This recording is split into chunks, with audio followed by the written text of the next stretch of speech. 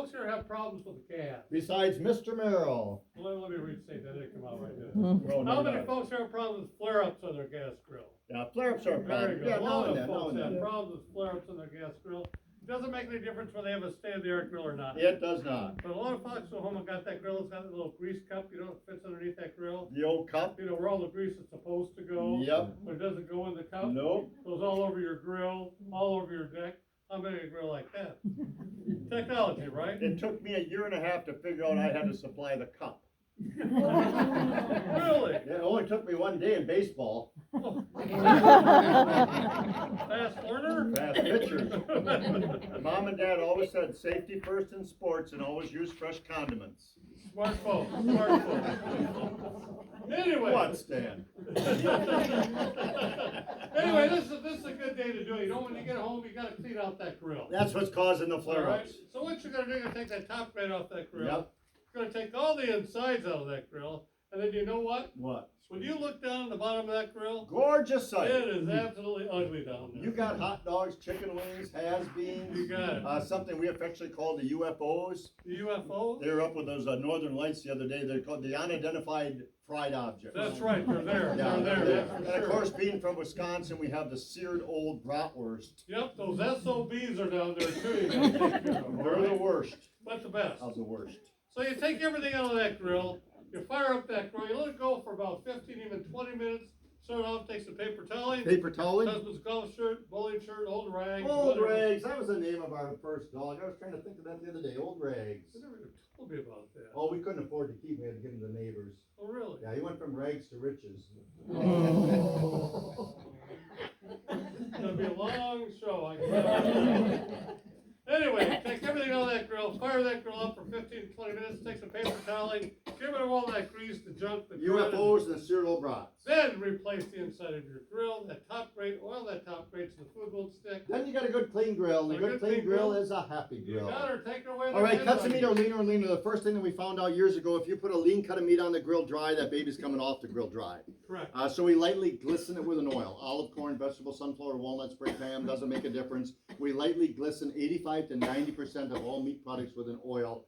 For you harvesters of wild game, it's 100%. Leanest cuts of meat in the world you have.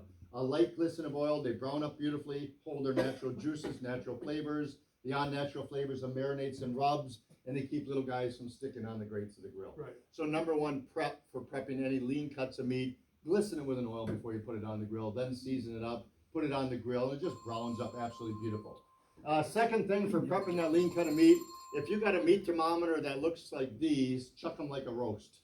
Exactly. Chuck them like a roast. This still says pork's done at 185 degrees. The Pork Association just came out. Right. So did Dairy Manilow. Yeah. Pork is done at 180. Pork is done at 145 degrees. That's right. Yes, sir. Pork is done at 145 degrees. Ground pork at 160. Your steaks at 135, 150 degrees. Wild game 135, 140. Chicken breast, whatever the case may be. Unless you have an app on your phone and a probe in that meat product, and for Stan and the rest of us that need it, it's a large print instant read meat thermometer that you're going to actually see. So get yourself an instant read meat thermometer. It really does make a difference if you would, please.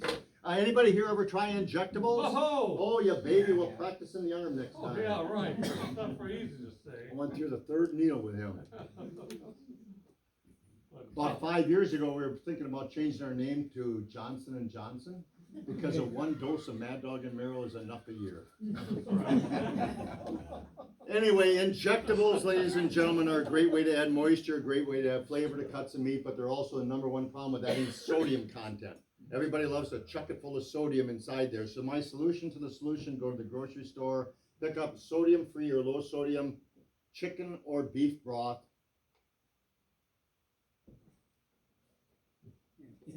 Chicken or beef broth, and that's my start for 85 to 90% of all my injectables.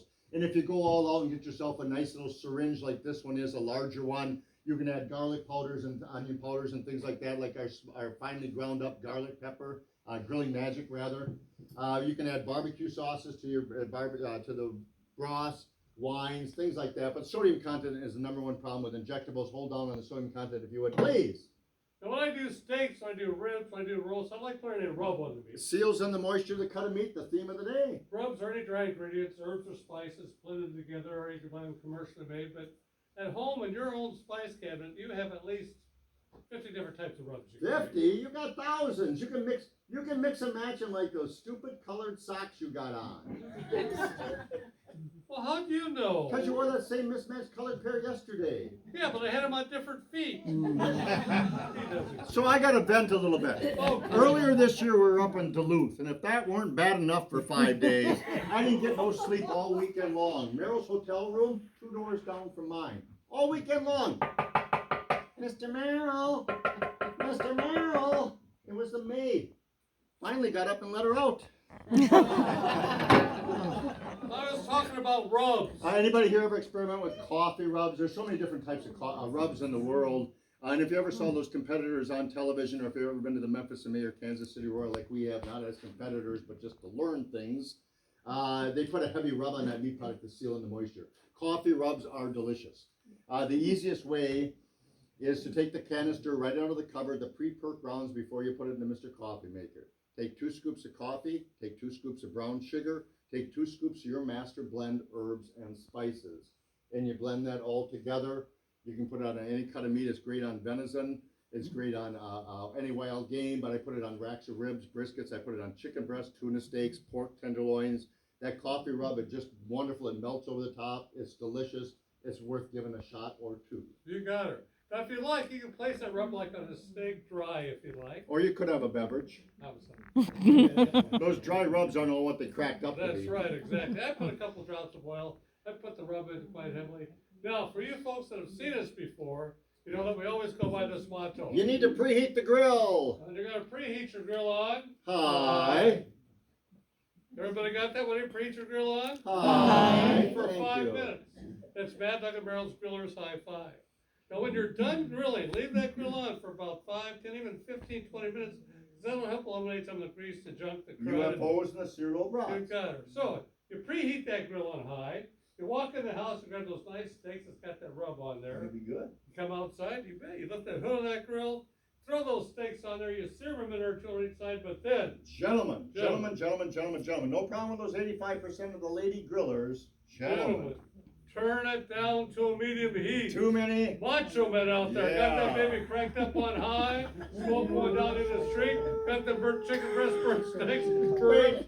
Sir, I'm sorry, you look guilty as sin. Turn it down to a medium heat. Save the machos for the disco floor. It's coming back, trust me. There you go. All right, what you got there, Mad Doggy? Let's do a little sweet corn action. All right, I love it. Kind of rushing the season a little bit.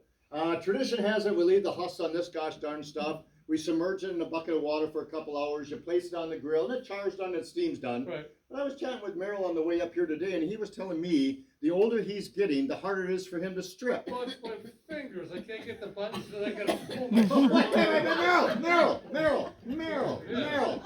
Hey, how long you been wearing that girdle?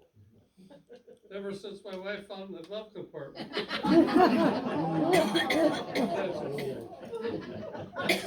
is so old. And I don't know if you've ever, we've had a few get-togethers in mid-August, end of July, and we have about 24 ear of corn sitting on the countertop, all charred to the dickens, and I'm standing here husking everybody's ears of corn and smiling while I'm doing it, and I turn around at Anna, she drops her uppers in the butter. She's talking about her teeth. And so here's what we're gonna do. We're gonna take the sweet corn. We had to let that one soak in a little bit.